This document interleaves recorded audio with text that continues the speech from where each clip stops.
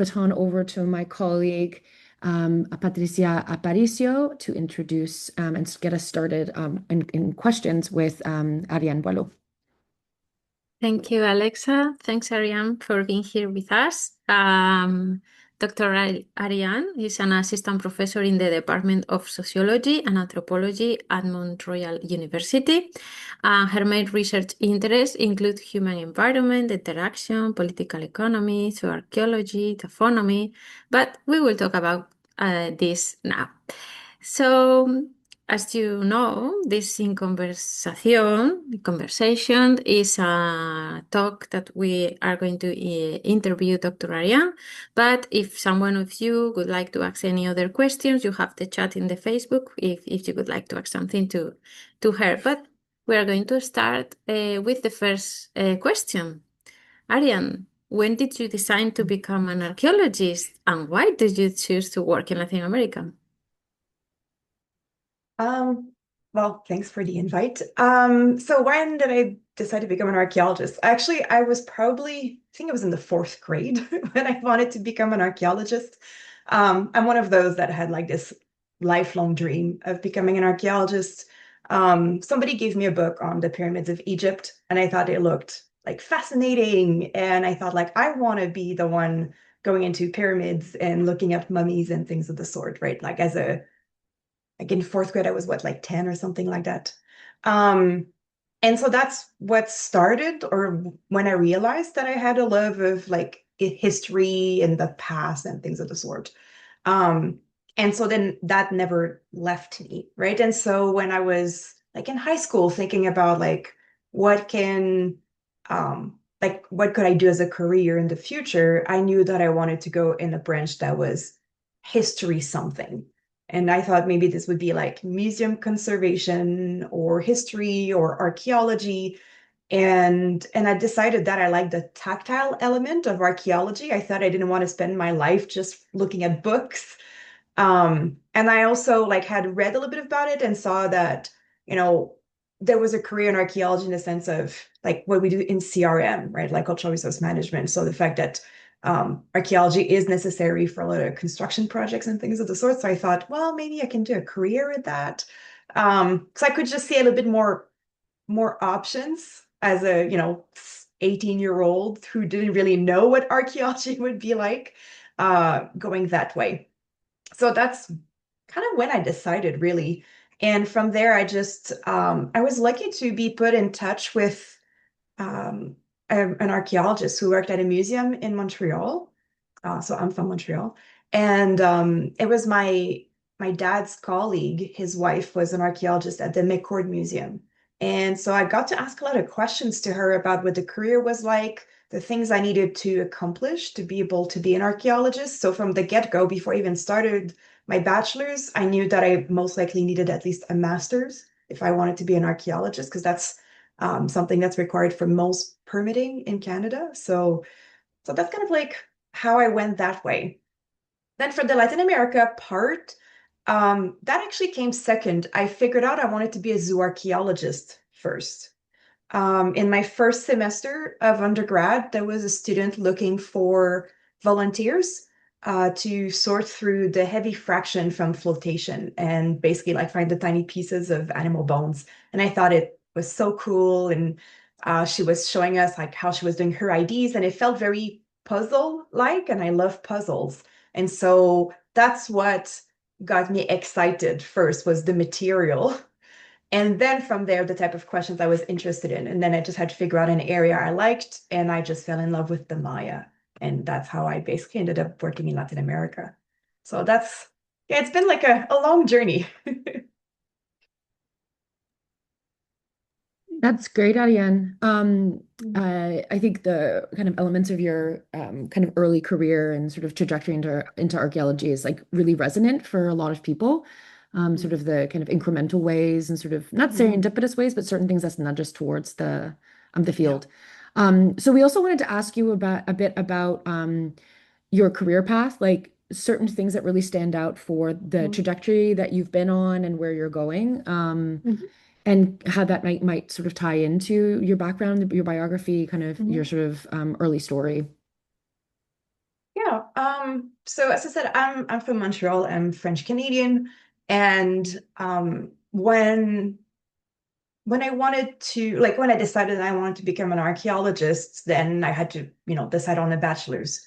And I saw that Université Laval in Quebec City had a bachelor's in archaeology versus in Montreal, there was a bachelor's in anthropology. And at the time, I didn't know what the difference was between the two or the similarities.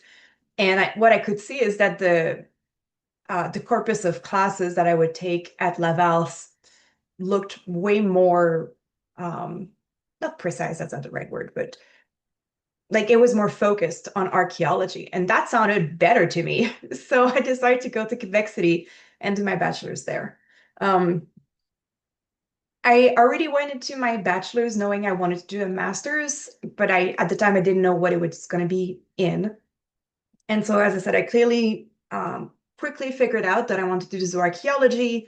After about year 2, I knew I wanted to do Maya archaeology or Mesoamerican archaeology because I always loved questions of taphonomy, and taphonomy is a big issue in Central America with the acidic soils and the carnivore and rodent and insect activity that deteriorate bones. And I like the challenge of that, in addition to the very complex ways in which the Maya use animals, right, and the complex relationships they have with them.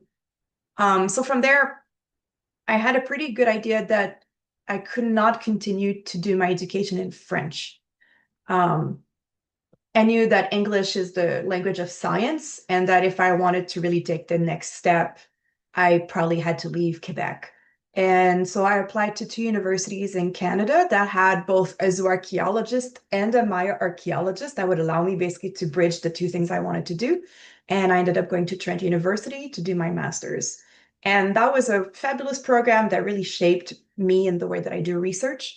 And then from there, I fell in love with research, and I wanted to then do a PhD. And I already knew then that I was hoping to do academia. So I knew I needed a PhD. And so I applied to go to school in the US because I wanted to work with the Maya zooarchaeologist, who is Dr. Kitty Emery. And so I applied to work with her at the University of Florida. I got in, and then I spent the next 8 years of my life there.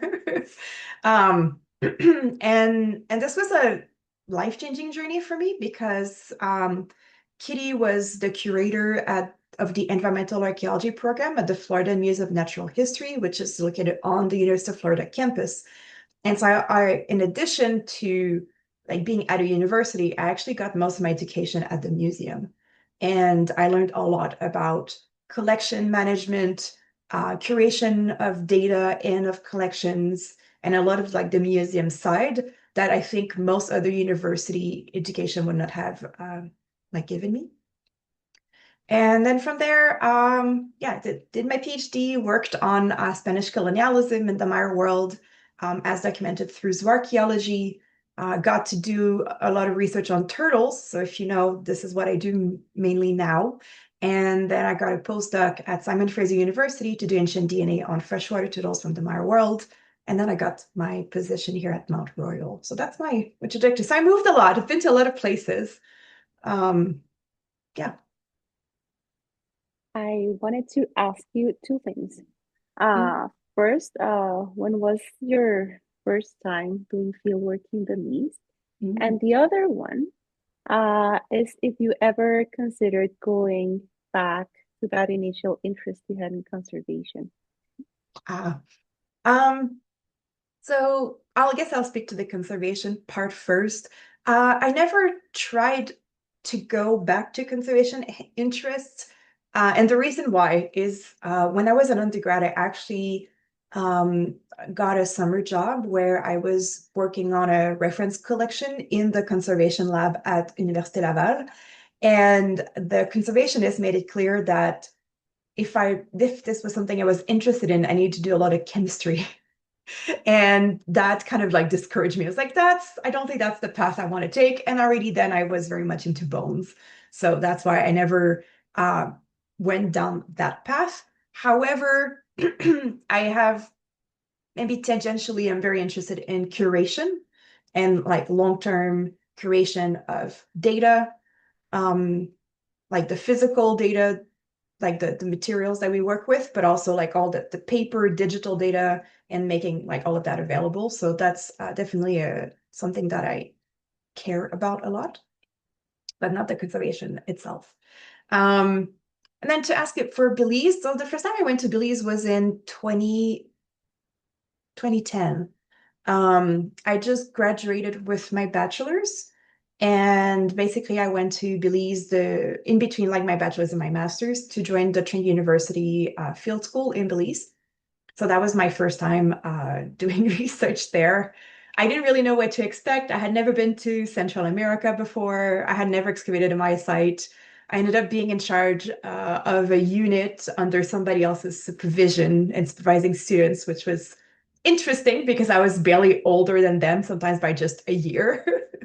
But yeah, that was really nice. So I've been to Belize, actually, at this point, only 5 times. Simply because a lot of my research is on collections that are already excavated. And we all know, right, that travel is expensive. So if I don't have a reason to go, I haven't gone, right? And then also COVID derailed a few plans. So you know how it is. Yeah. But Belize is really dear to my heart. Hi, Arianne. So I have a question here for you, but I was wondering if I could ask you a quick question about your research first that just piqued my interest as you were talking. Sure. So you mentioned that your kind of specialization is looking at turtle remains, and I was wondering if you could speak a little bit about the significance of turtles in the Maya world and why this is a species that is of particular interest to you. Sure. So I have become like the turtle lady, which is like everybody's just asking me questions about turtles all the time now.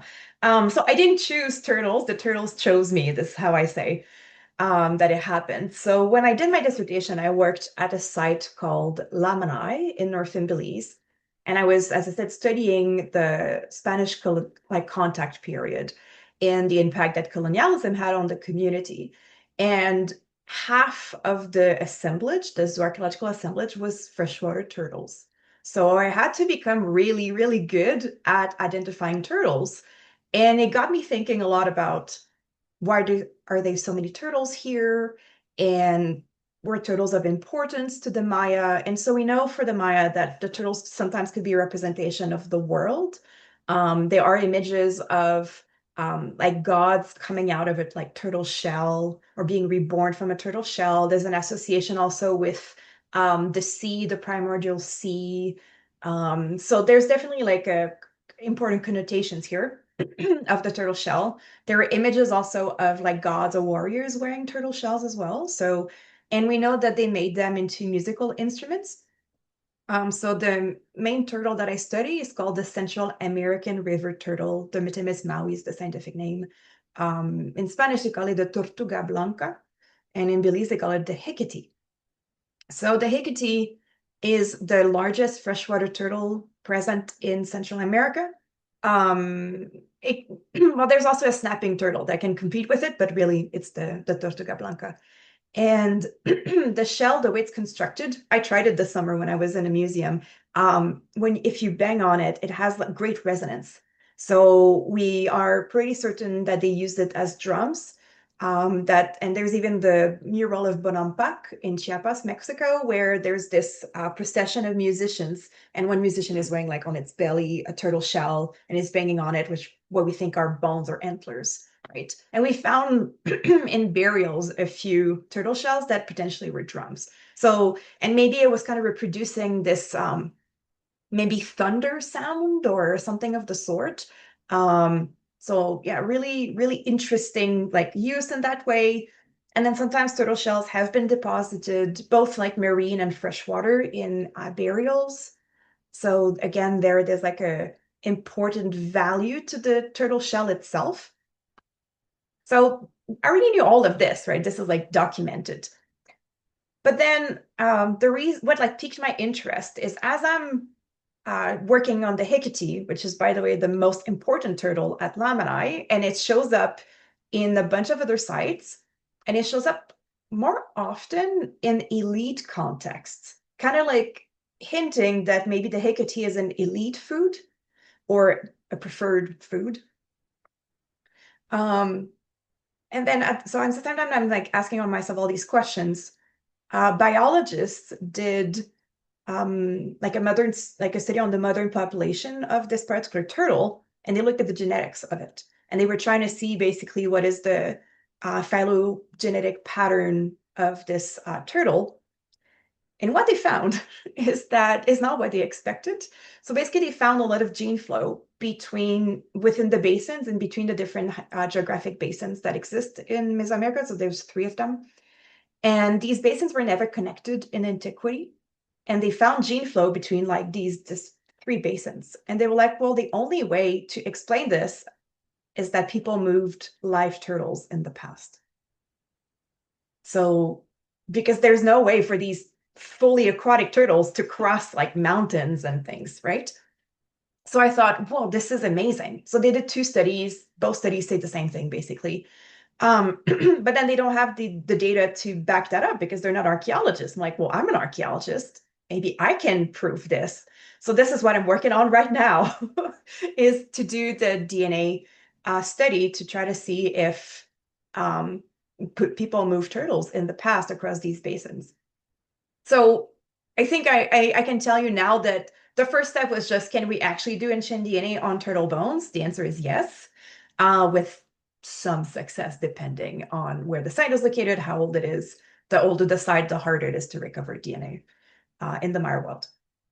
So that's kind of what got me into turtles. But then I now have done like this huge literature review that also shows that this turtle shows up at sites that are like hundreds of kilometers away from where the turtle actually lives.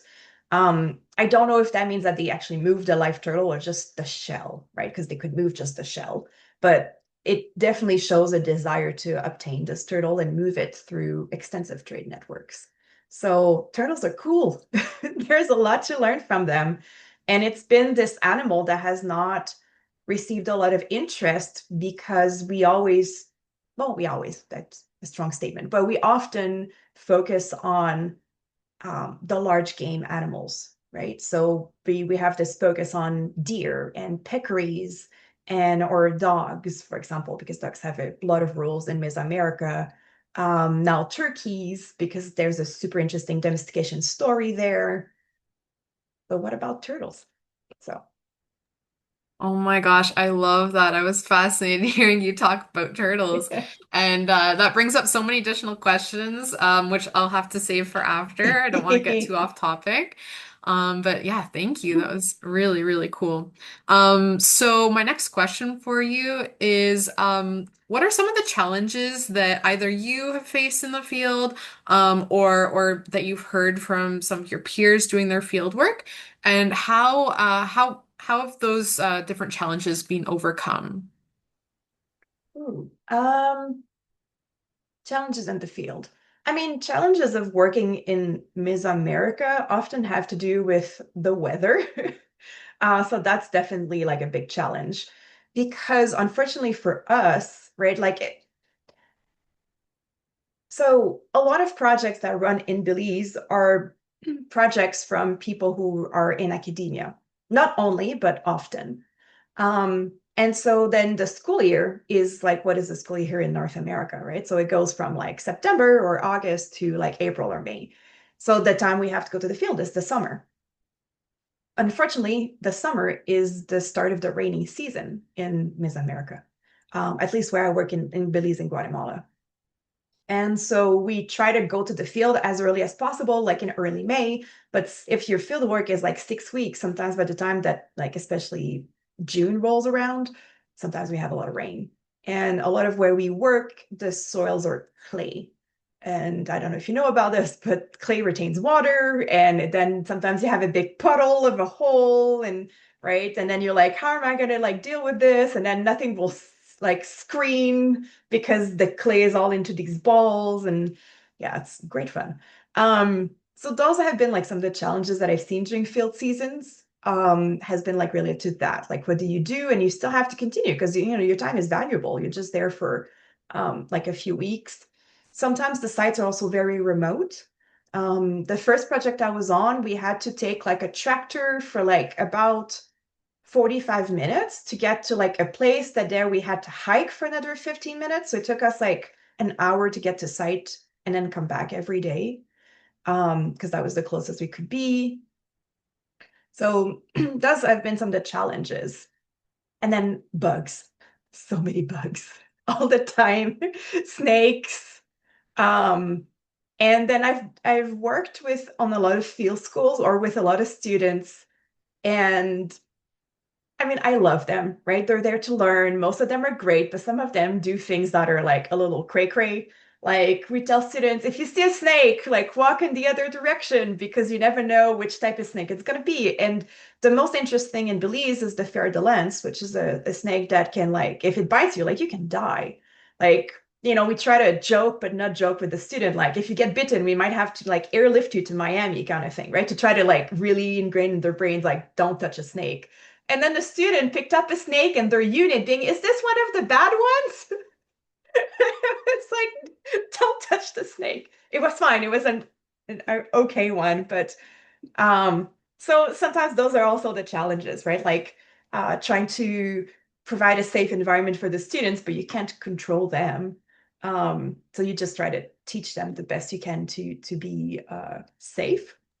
And also be Sorry to respectful of the interrupt people you work or with. No, but yeah, interject. go ahead. I Yeah. have a friend who works in Belize, and she's told me about like bot flies and jaguars. Mm. Actually, the bot flies scare me more than the jaguars, but I'm like, oh my gosh, I'm so happy that I work in the highlands of Peru where there's not too many insects to worry about. But the bot I mean, flies sound terrible. I'm gonna knock on wood. I never had a butt fly. Ah. Yeah, so for those who don't know, butt flies basically it's so what they do is that I'm trying to remember because see I never had one and I don't really want to know, but it's basically an insect that will lay eggs like on mosquitoes or something. And so when this mosquito bites you, the little egg goes into the hole and then this butt fly larva develops underneath the skin. And anyway, I know people who've had them. I try to be really careful with my like my bug spray every day and things like that. I do use like a eucalyptus citronella mix if I can, because I don't want to have DEET on my skin every day. But I try to be really careful with that because, well, it's also countries where you can have malaria and dengue and Zika and chikungunya, and nobody wants to have these awful illnesses. So that's why the bugs are like a big thing. I have stories, I'll tell them a little later, but I have a lot of stories with scorpions and tarantulas and, like you have to be, I think, okay to be around bugs if you work in that area of the world. Yeah. So yeah, nothing happened to me, but I mean, I've gotten like a fever once. I was playing with the kids at this farm where we worked. The kids got a fever. I got it. And then I'm in the jungle, trying to take like Tylenol and things like that. Nothing is helping break the fever. I'm shivering, but it's like 40 degrees outside. And I felt like awful. It lasted for a day and a half, 2 days. Then I was fine. Who knows like what I got, right? So those are some of the challenges. Otherwise, I think it's just a question of like being prepared, knowing that, well, I think that's all of us will agree, expect the unexpected, right? When you do field work. And a lot of my field work actually has been lab work, but it's nonetheless, you're in a different country. Things might be different for your body, for your stomach. You might get ill. You might get the traveler's diarrhea. Sorry, but if it's TMI, but that's so true when you work in Central America. Like expect that it might happen. Learn to, like in our case, to hydrate, like super important. I figured out that I need electrolytes. Without them, I would get like, I would be dizzy. So to me, it's been a lot more of that. And then, there's also like the working with the local people. So to be respectful of them, to learn what the culture is, to not expect that everything's going to be like you have back home, those sorts of things, right? I think that applies for anybody doing fieldwork anywhere. Yeah. Thank you, Arianne. Talking about challenges, I have another question regarding that. And in terms of your laboratory work, I mean materials, how is the procedure working with materials in Mesoamerica? I mean, Ministry of Culture or the institution or entity that manage heritage there has to give you a permit. Could you export these samples, or could you tell us more about this? Because as working in Peru, we have a protocol, so I would like to know more about this kind of things in Mesoamerica. So from the get-go, I'm just going to say that I will speak about Belize because that's where I've done most of my research. But every country, so Mexico, Belize, Guatemala being the main three where I do research, they all have their own rules, right? All three of them have their own kind of like ministry. And so the rules might be different from every place. But when I was in Belize, I was not in charge of my own project. I was like working under a principal investigator, a PI, and they were the head of the project. So they were the ones that had to secure the permits. And so the way it works in Belize normally is when you have an active project, so you apply for your permit, you explain what you're going to do during that field season. So I had to basically send a blurb to my PI about what I hoped to do that summer in the lab for my dissertation research, for example.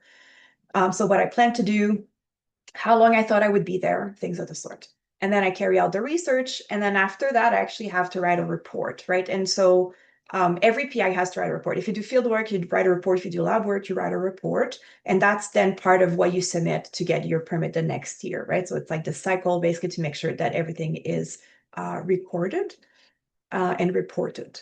In Belize, there's a financial component also to obtaining a permit. So generally it's like X amount of money of like how much money you think you're going to spend in the country. The reason why they do that is so that, I mean, like any place, culture is underfunded, right? And so they want to maintain, well, the Institute of Archaeology is part of a larger institution in Belize. It's part of NICH, which is the National Institute of Culture and History. And they are also the people in charge of maintaining archaeological sites that are open to the public, of financing reconstructions and things of the sort. So the money that we pay kind of like in terms of permit then helps to maintain all of that.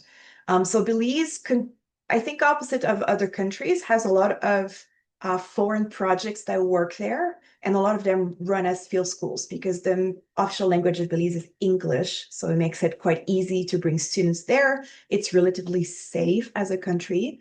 And so it's a model that I think has worked really well for Belize. Yeah, so when I was there, then I was expected to work, as I say, under like a PI. Okay. Yeah. And so, and you can only be a permit holder if you have a PhD. Like that's the rule. Yeah. Okay, thank you. And yeah, talking about challenges, another question is, but you have mentioned now that Belize work a lot in English. So it was, how do you manage the communication in another language, or yeah, maybe with the local people, or possible cultural barriers, right? So I'm lucky because English, well, it's my second language, but obviously I master it well now. It's not always the case. And so in Belize, like with speaking with people generally is easy, but to be fair, so Spanish is my third language. I understand it better than I speak it. I read it very well. But the village, for example, next to Lama is called Indian Church Village. And the people who formed Indian Church were mainly Guatemalan refugees from the Civil War and some people also from El Salvador. And so the older generation in the village actually doesn't speak English because this is like a village of 400 people, right? And they're quite remote. And so their kids that went to school in Belize then learned English. So like people who were like 30 and under would speak English, but the older generation didn't. And in the end, as part of the projects that I was on, there was maybe only about 4 of us that spoke Spanish. So they would be like the PIs always kind of spoke some levels of Spanish, and then maybe another student and me. And that was a huge advantage for me because I could, so people would come and speak to me, but then the caretakers of Lamani, the ones who would be in charge of like cutting the grass and maintaining the infrastructure, they only spoke Spanish, but I could communicate with them. And so I learned a bunch of things that way because I was able, like, they would ask me questions about my work. I could answer in my somewhat broken Spanish because if I don't practice, right, you lose it. And that was really helpful. It also allowed me to travel to different countries in Latin America. I've now presented at conferences in Spanish where I was like the only North American.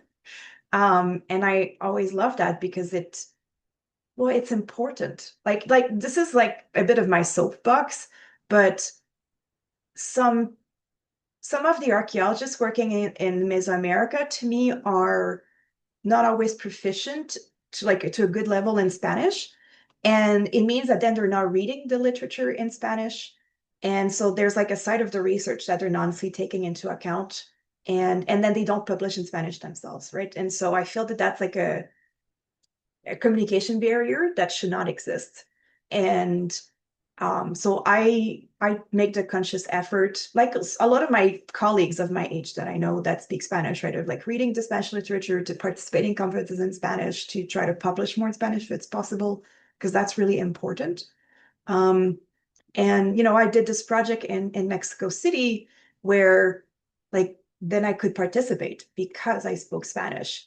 And the level of comprehension that I had sometimes was really high and sometimes was really low, depending on someone's like speed of speech and accent. But I could get the gist of it and I could communicate, and that was really important to me. I don't know what it would be like if I couldn't speak Spanish. I feel I'd be missing part of what is going on, right? In terms of cultural barriers, I mean, I think as a woman working in Latin America, it's important to understand that there's like the machismo culture, and it sometimes gets you as a woman unwanted attention. Like, I'm going to try to use my words carefully here, but that's definitely a thing. And you just have to be aware and honestly deal with it. Right? We're not there to change them. So that's like definitely part of the thing. So sometimes, yeah, I've received unwanted attention. Generally not during the field work, to be fair, right? Like the people we work with are always wonderful. And sometimes even protective, right? But like if you go out, like this is where most of the things that would happen. Like, this little village of 400 people, go out with my friends to like the bar at the end of the week to have a drink and decompress. And then, the guy's like, hi, you're very pretty today. Can I buy you a drink? Like, no, I'm not interested. I have a boyfriend. Well, he's not here, right? And then it's like, it's not like, it's like forceful, like, well, he's not here, we can still talk, we can still, like, no, not interested. Right? So those situations, I think you have to take them with a grain of salt and just not be offended. But I've seen some girls, some women, like, find it harder than others. So I think that has been more the cultural barriers that I've encountered. As I said, not really things that happen like in the field, but like you're not just there to do field work, right? You also have things that are happening outside. Or, there's a lot of whistling and things like that. You walk around and then you're like, where's this person that's whistling at me? Right? Don't know. So as I say, I try to take it with a grain of salt. Yeah. Yeah, I think those are really good kind of contextual things to be aware of for kind of how certain situations, both like maybe not ideal situations, but also really wonderful situations can present themselves Yeah, in I think so. fieldwork, and fieldwork being excavation context, but also survey and lab work. So Yeah. that's really good to hear about, right? And again, it gives a lot of context for people that have shared or divergent experiences. Mhm. It was really, it's the passion you have for your work really jumps out. And we all know you relatively well at this point. So that reinforces what we already know about you. But for our audience and other members of class, it really shines through. And a couple of maybe other questions to sort of supplement, knowing that is like what is that sort of standout thing in your career that you really do love the most? And then what's sort of an Mm. aspect that you find you're always kind of not struggling with, but sort of thinking through how to best deal with maybe not the most ideal part of this type of job or career? Oh yeah. Maybe I'll start with the negative so I can end on the positive, right? I mean, I think that the parts that I find or that I like the least is the fact that we're always chasing after money, right? Um, and let's face it, like, I mean, I think we're lucky in Canada to have many opportunities for funding. Like I don't really want to think about my American colleagues, for example, right now, where a lot of funding is being dismantled at the federal level. So the fact, yeah, that we have to chase after funding, I mean, it's fair that you have to apply and everything, but it's so discouraging when you know you have a good project and it doesn't get funded because of many reasons. Um, and and it's always the fact that you have to balance research with many other expectations and jobs, right? So like I'm an assistant professor. I'm at a teaching heavy institution. So I have to teach a lot. I have to carry service. And then I have to try to find time to do research. And anybody who's in a academic position knows that this is an issue, right? The balance of everything together. Um, so definitely that is something that I like least, having to always like chase after money and apply for money. Um, that and then like to be fair, like all the permitting things, like totally like fair that they have to be in place, but definitely also like permitting is like navigating the bureaucracy and all of that is often not the most fun aspect of our job, but like the paperwork, but it has to be there though. That has like a reason to be. So I would say like those two things.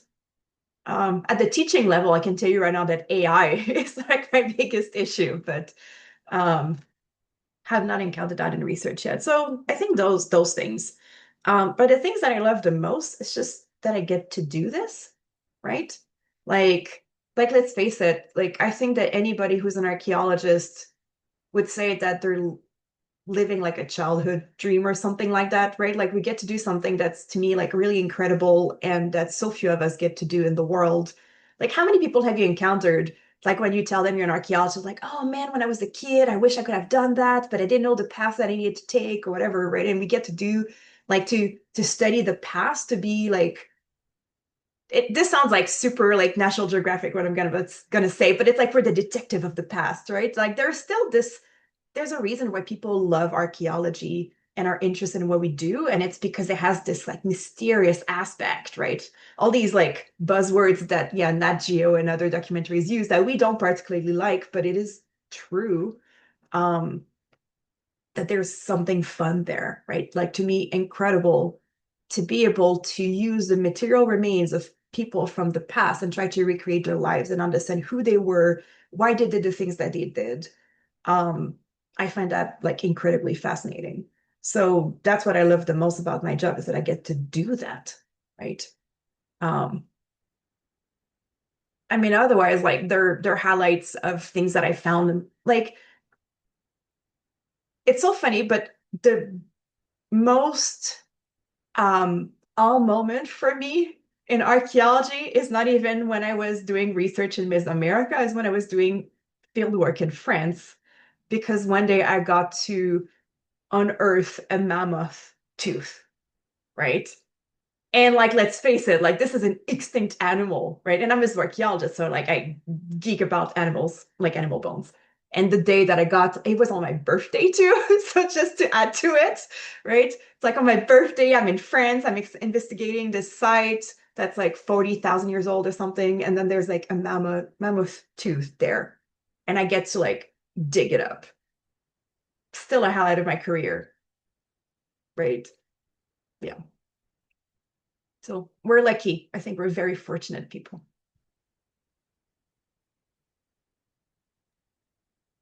I was wondering, because we work with artifacts from the past, and that it's our passion. But how do you feel, and what would you hope that your research contributes in the long term to the field?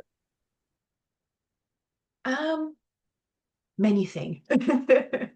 um, I think first, I hope that it generates an interest in the present, right? For anybody, right? First and foremost, for the people that I study, right? I hope to for the communities in across the Maya world that I study, that it helps. Not that they don't know about it, but that they regain their heritage, right? A heritage that often has been through colonialism that we've tried to obliterate, to make disappear. And so these communities know what their heritage is, right? But I hope that we get to shine a light on how complex and beautiful all of that was. So there's definitely part of that. For the work that I do also right now on turtles, I work on species that are endangered. So I'm also hoping to show that there's a really long history of turtles and people living side by side, and even if indigenous groups in the past have exploited these particular turtles, that they did so in a way that's sustainable. And so I'm hoping that we have lessons there, right, from the past that we can use in the present, that we can generate interest to support conservation efforts for some of these endangered animals. So those are the main two aspects. Yeah, I'm just hoping that people continue to care about the work that we do. Right? That's a great response, Ariane. And I think it would be Thanks. great to have a longer conversation about this specific topic of the relevance of archaeology because, as you mentioned, most people, when we tell them what we do, they're like, wow, that's so cool. That's so impressive. So there is clearly a really strong interest that many people have in the past in archaeology. But then why do we have this problem of kind of proving that archaeology is relevant and that it deserves to be taught in universities and it deserves to receive funding and all these things. So yeah, lots to think through there. So building off that, my next question is, and I think this also dovetails with what I was just mentioning. What advice would you give to a researcher who wants to specialize in zooarchaeology, or also just someone who is interested in going into academia and archaeology in general? Okay. Okay, two aspects. First, the part about zooarchaeology. Well, I can tell you that it is,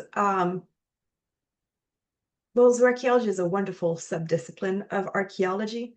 Alexa and I are both zooarchaeologists, and it's a really, really wonderful community within archaeology. To me, it's more my home than Mesoamerican archaeology, if that makes sense. Because I find that it's a community that helps each other all the time. I find it very wonderful. But so people who want to do zooarchaeology need to be people who are have an interest in animals for sure, right? And this human-animal relationship, obviously. But you have to be good in biology to some extent and in osteology, right? So if you want to become a zooarchaeologist, you have to be interested in manipulating things in 3D and being able to match pieces, because at the core, this is what a zooarchaeologist does, right? Is take a broken piece of bone or teeth or whatever, or shell, right? And try to match it to a complete piece that we know what it is, so we can identify the skeletal element and then the taxon, species, genus, family of what we're studying. So those are just things to keep in mind for people who are perhaps interested in zooarchaeology. Is you have to be able to conceptually do these things. So on the practical level, there's that. Then on the things that, to be aware of is the field is also advancing in a way that's very much in a geochemistry route. So people today do a lot of isotope analysis, like carbon, nitrogen, oxygen, strontium, lead are the main ones, although some people are doing other things. So familiarity, at least with isotope, is becoming more and more important. You don't have to do it yourself, but I can tell you that a lot of papers out there are being published that have both today. So familiarity with that is important. DNA is becoming also more and more as a big thing. Again, you don't need to be a specialist in ancient DNA, but I think you need to acquire familiarity with that. And same with proteomics, which is often in zooarchaeology, zoo-MS, zooarchaeology by mass spectrometry. So those are avenues that have been very big. And then there's room for many other things, right? People do GMM, geomorphometric things have been big. There's a lot of conversation about data management, looking at already excavated collections. So there's a lot of opportunities for research and work. And within, I think, the world of CRM, there is a lot of opportunities too for people who are identifying like skeletal remains, right, of animals. So it is like something that's, I think, like a good avenue for somebody who might want to go into archaeology and doesn't quite know what they want to do. I think there's work available. So these are like the things to keep in mind, right? So there's still a lot of, I would call it traditional zooarchaeology, where you just like look at the bones and you publish something on that, or you do your analysis on it. But it's becoming a field that's very diversified, and just things to keep in mind, like to be aware of. And so obviously, if you want to do that, then try to find opportunities or be at a university where they offer a program that has a zooarchaeologist, right? So you can get like hands-on experience, right? Like anything that we do in archaeology, if you need the hands-on experience to learn, right?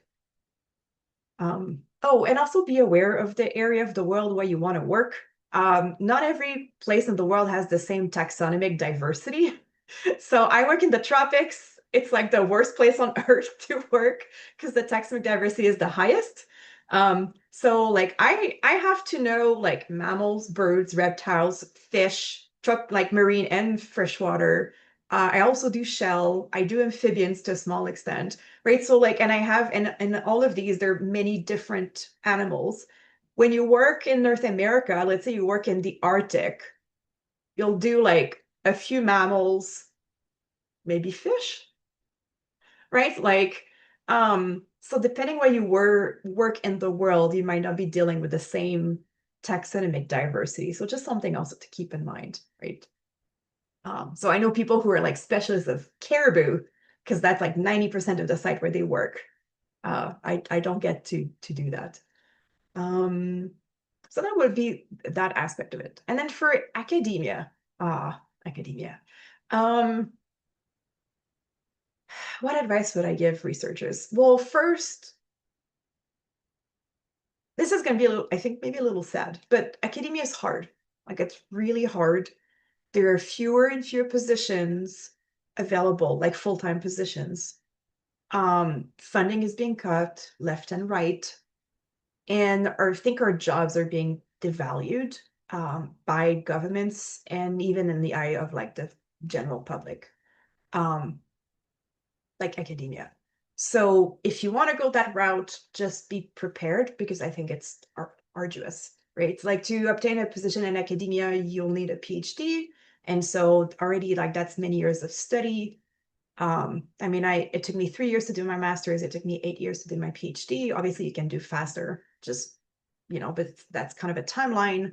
I would also recommend to try not to go into debt, right? When you do like all of that, which is really difficult, but there are sources of funding that exist. So to apply for everything as much as possible, because otherwise it gets expensive. But there are ways of doing academia. I think the most important thing is just to be aware of what the reality is. So being able to be in academia means getting as much as possible some teaching experience along the way while you're in grad school. It means publishing is important now, like publishing before you graduate, continue to publish while you are then like have your position.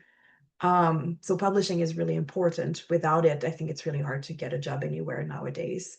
And then being cognizant that, what is it, like 60+% of academic positions these days in universities are contingent faculty, right?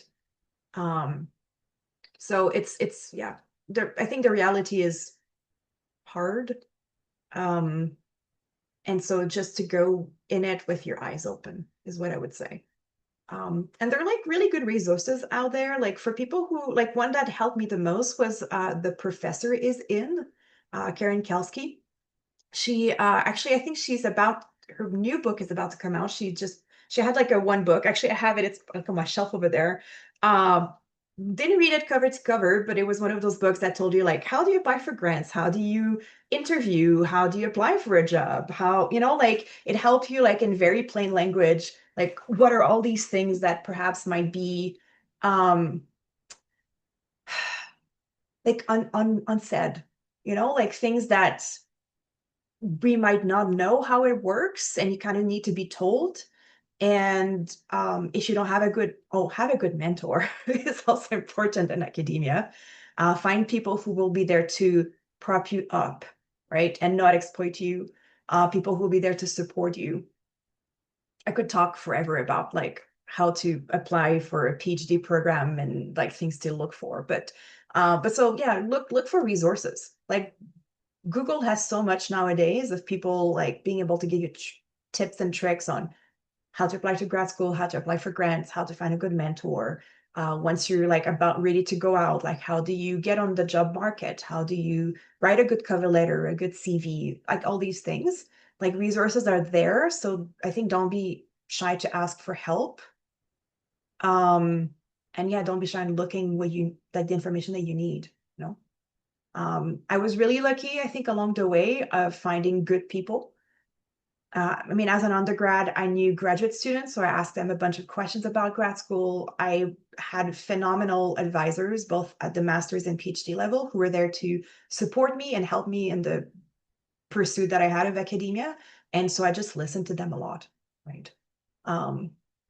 Yeah, that's the advice I would give. So talking about this, I would like to ask you the same question, but in Spanish. So, porque, bueno, también es importante, ¿no? Que ya que Sí. trabajas en México, en Belice, Guatemala, para los estudiantes que trabajan en esas zonas o que quieran hacer carrera en esas zonas, pues que nos cuentes eso, ¿qué les recomendarías si quieren trabajar en arqueología o en academia en Latinoamérica? Pues es que no conozco bien la realidad de hacer academia en otros países que Canadá o los Estados Unidos, pero creo que lo que estoy diciendo se puede aplicar. Pues que es importante de conocer a profesores que pueden ayudarlos, ¿sí? Que pueden ayudar con aplicar para la universidad o para becas o que pueden explicar cómo hacer un CV o una letra para aplicar a algo, ¿no? Pues mentores son importantes, creo. También es importante de saber que la realidad de academia es muy difícil, ¿sí? Todo el tiempo no tenemos muchos fondos para hacer las investigaciones que queremos hacer. Debemos aplicar para becas y todo esto. Y creo que lo que es muy importante es de publicar también, que cuando hacemos investigaciones es importante de publicar. Creo que es lo mismo en Latinoamérica, que publicar es importante. Sí, creo que publicar en español es bien, no problemas. Sí puede también publicar en inglés, porque es la lengua la idioma de la ciencia. Creo que es importante, porque es una manera para el mundo de leer sus trabajos, ¿no? ¿Qué más? Creo que esas son cosas que son importantes. Y ¿cómo se dice? Su red de personas que conocen es importante también, ¿no? Hay personas que pueden ayudar y otras que no quieren ayudar, ¿no? Pues de conocer a la gente que quieren ayudar es importante.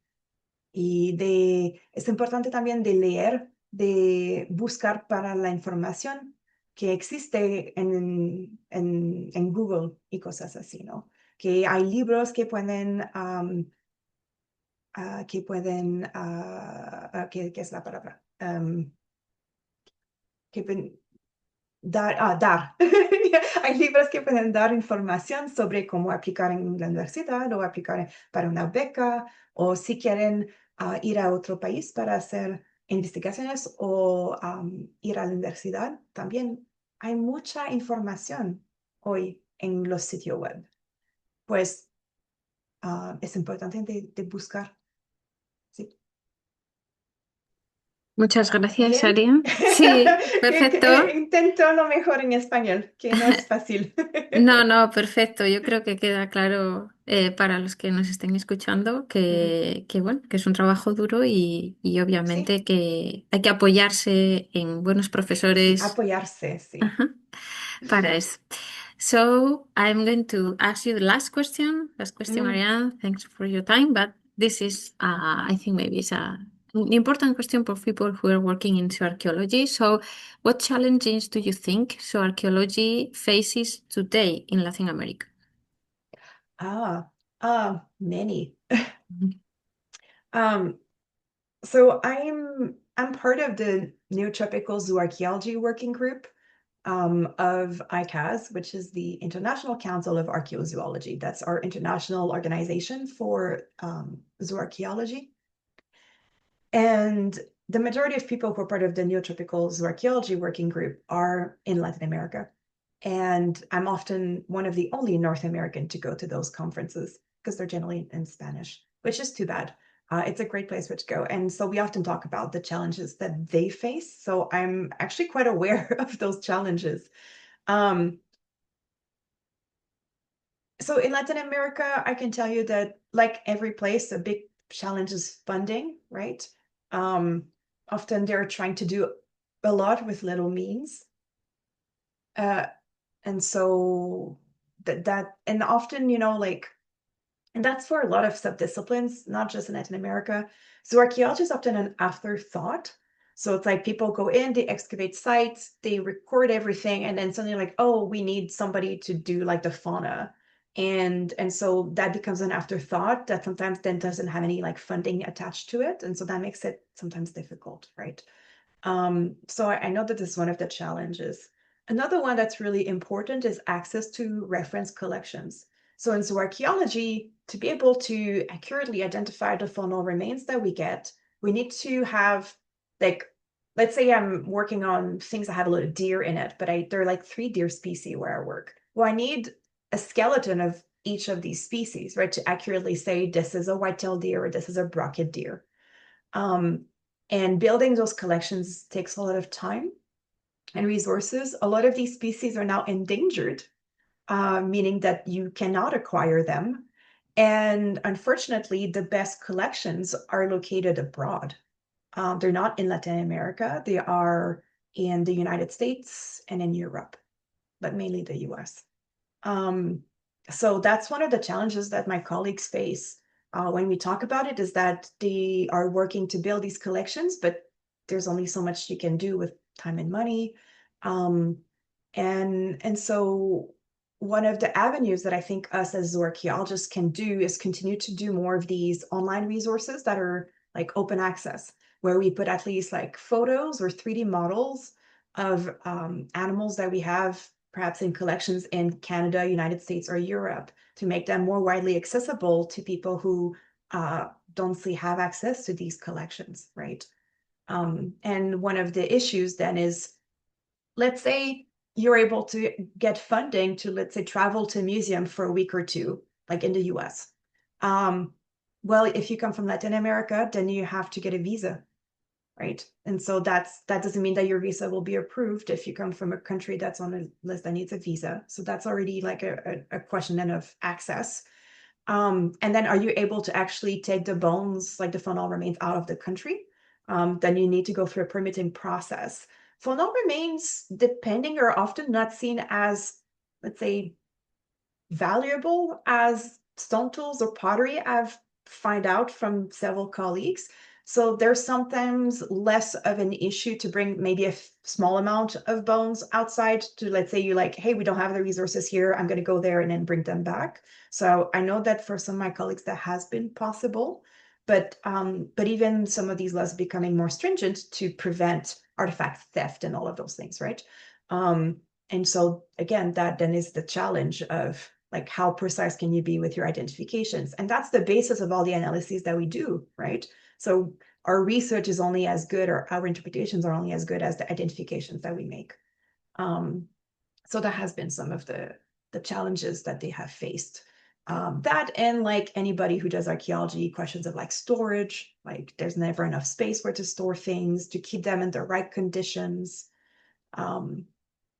Yeah, so there's several challenges.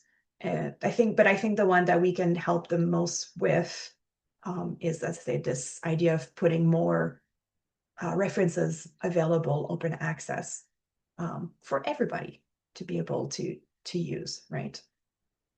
Yeah, open data. I think that's important. Thank you, Arianne. I don't know if someone would like to do any question, or if we have any questions in the Facebook. If we have something more for Arianne. No, I think we have some problems with the live stream, so the live stream, huh? maybe in the future someone asks any questions in the Facebook.